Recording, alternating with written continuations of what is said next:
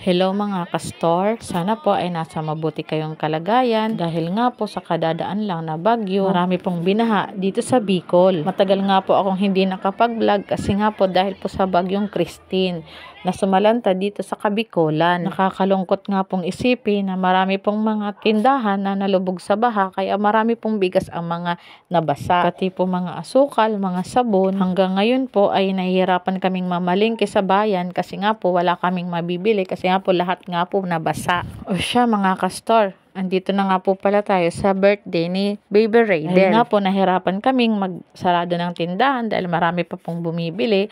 4 PM na nga po kami nakarating dito sa birthdayhan.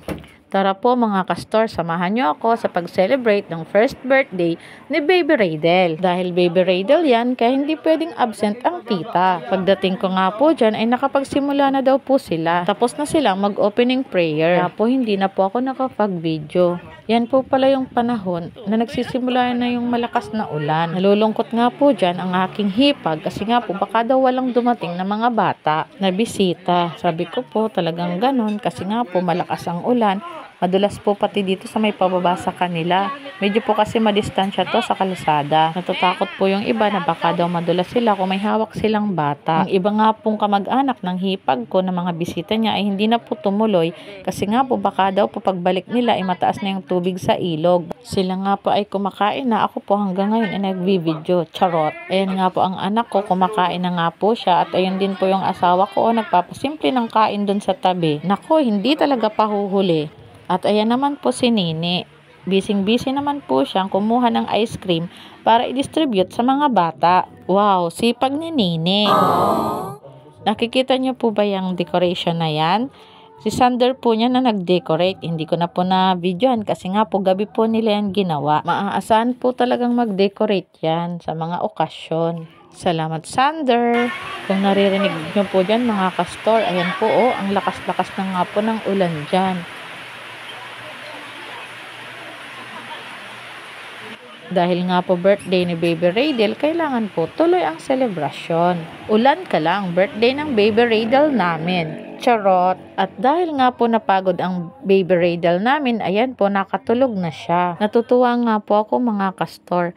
Kasi po pagkadating ko, nagpakarga siya kaagad sa akin. At namalayan ko nga po ay nakatulog na siya habang karga ko. Parang hinintay niya lang ang tita niya. How important si tita. Charot! Syempre, love na love yan ni tita.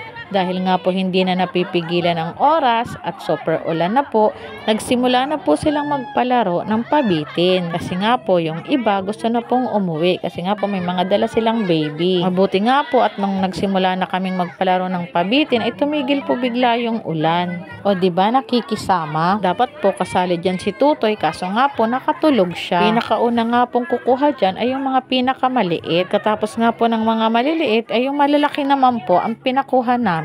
Ay naku, nakisali pa talaga si Nini. Hindi talaga nagpahuli. Nahihirapan nga po silang gumalaw dyan kasi nga po super putik na nga po dyan. Hindi nga po masyadong makagalaw kasi nga po pag tumayo ka dyan, dapat dyan ka lang kasi super lagkit na nga po ng putik. Tinawag na nga po yung mga bata na sunod dun sa maliit. Sila daw po muna. Tsaka nga po, unfair na pagsasamahin yung malalaki at maliliit na bata. Siyempre, mas maraming makukuha yung malalaki na. O, ayan na. Sige, abot. Sayang nga po kasi si Totoy tulog na tulog sa party na yan. Dapat yung may birthday ang pinakaunang kukuha dyan. Kasi po, habang nag-aayos nga daw po ng decoration sila Sander at ng hipag ko, nakikisabay din po si Totoy na gising. Ayaw pa din daw pong matulog. Kaya napuyat nga po ang tutoy namin. Kaya ngayon, ayun, tulog siya. Ang mga bata nga po talaga. Kahit umulan man po't umaraw, basta palaro. Tuwang-tuwa na po yan sa mga simpleng nakukuha nila. Si Nini nga po ang pinakamadaming nakuha. Ayan nga po't pinaglalagay na sa bulsa niya. Pero nakonsensya naman po siya, ipinamigay niya sa ibang bata. Charot. Ay, kay Andre lang pala niya binigay kasi inaanak niya.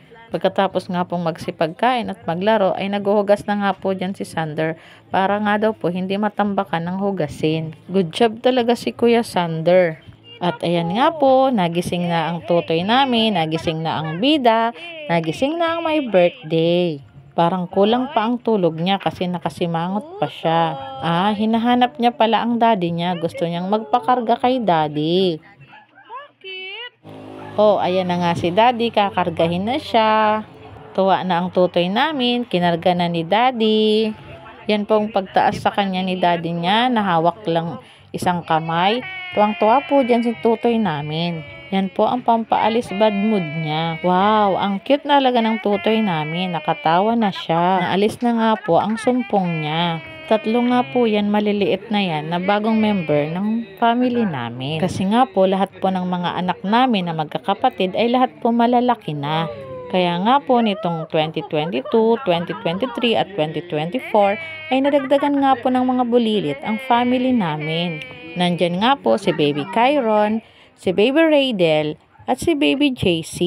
Kaya natutuwa nga po kami ni Mama na nadagdagan ang family member namin. Kala po kasi namin ay hindi na po madadagdagan. Blessing nga po sa amin itong 3 bulilit na to. Wish ko sa iyo, tutoy, na maging mabait na bata at syempre dapat malusog. At sana paglaki mo, makita mo tong mini vlog ko na ginawa ko para sa iyo ngayong first birthday mo. Dito po sa amin ay may pamahiin na pag nag first birthday na ang bata, kailangan gupitan na nga po kahit kaunting buhok. At sinimulan na nga po ni ate niya ang paggupit sa buhok niya. Ang kailangan nga daw po na maggupit ay yung syempre po yung matalinong bata, yung lagi pong nag-o-honor. At yun po ay ang ate niya naman.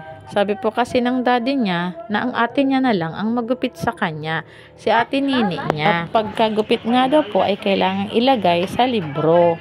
O diba mga kastor, yan lang naman po ay yung pamahiin namin dito sa lugar namin. Wala naman po mawawala, diba, kung gagawin natin. Bagkos ay magiging inspirasyon pa natin yon para kay Baby Raydel, na sana maging katulad siya ni ate nini niya na masipag mag-aral. Ayan nga po pala ang souvenir ni Tutoy na pinamigay kanina sa kanyang mga bisita. Simple lang siya pero worth it kasi nga galing kay Tutoy. Ayan naman po yung birthday basket na pinamigay ni Tutoy kanina sa mga bata niyang bisita. At ayan naman po yung cake ni Tutoy. Pasensya na po kung may bawas na.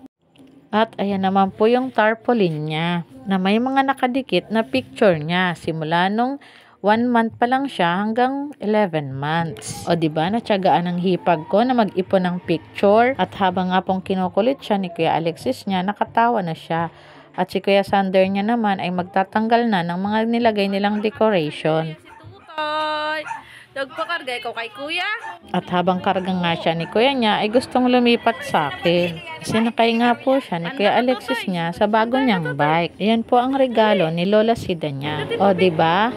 Bongga ang pa-birthday sa kanya ni Lola. Dahil nga po 1-year-old pa lang siya, medyo takot pa po siyang sumakay sa bike. Tuwang-tuwa nga po siya dyan sa tumutunog na yan. At si Kuya Alexis niya naman na gustong laging naka-extra sa mga videos ko. Ito na nga po ang mga regalo ni Tutoy.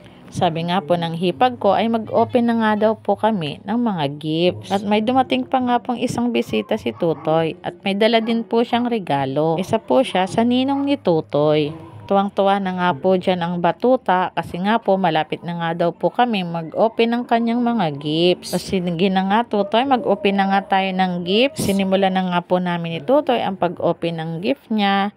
Ayan nga po yung una. Pinapunit ko nga po kay Tutoy ang gift wrap niya para daw po pag pinupunit nga daw po ang gift wrap, marami pa daw pong susunod na mga regalong matatanggap. Kaya kailangan punitin. Pera bali, go Tutoy. Para marami pang gifts ang darating para kay Tutoy. O diba ang galing ni Tutoy magbukas ng regalo? At habang nga pong binubuksan niya ni Tutoy, parang kami naman po ang nai-excite. Lalo na po ang mami niya. Charot. Kung ano man po ang natatanggap nating gifts, kailangan ipagpasalamat kasi po ito ay kusang ibinibigay na galing po sa puso ng nagre-regalo. Tuwang-tuwa nga po dyan ang aming Tutoy sa pagbukas ng regalo. Marunong na nga po siya, sinisilip niya na po kung anong laman ng kanyang gift. Salamat nga po pala sa mga nagbigay ng regalo kay Tutoy. Salamat po ng marami sa uulitin. Charot. Ayan nga po si Snow, yung pusa ni Tutoy. Gusto rin pong makisali sa pagbukas ng regalo. Grabe sa silip si Tutoy, tinitingnan niya kung ano ang next gift niya. Galing talaga ng batang yan. Akala mo matanda na. Feeling ko na-appreciate na ni Tutoy ang mga natatanggap niyang regalo. Ang sarap naman regaluhan ng bata-batuta na to. Parang tuwang-tuwa siya sa mga regalo niya. Thank you po ulit sa mga nagregalo sa aming tutoy. Very much appreciated. Tuwang-tuwa po talaga siya. O diba, tuwang-tuwa siya. Happy birthday ulit tutoy. Hanggang dito na lang ang aking mini vlog. Bye-bye!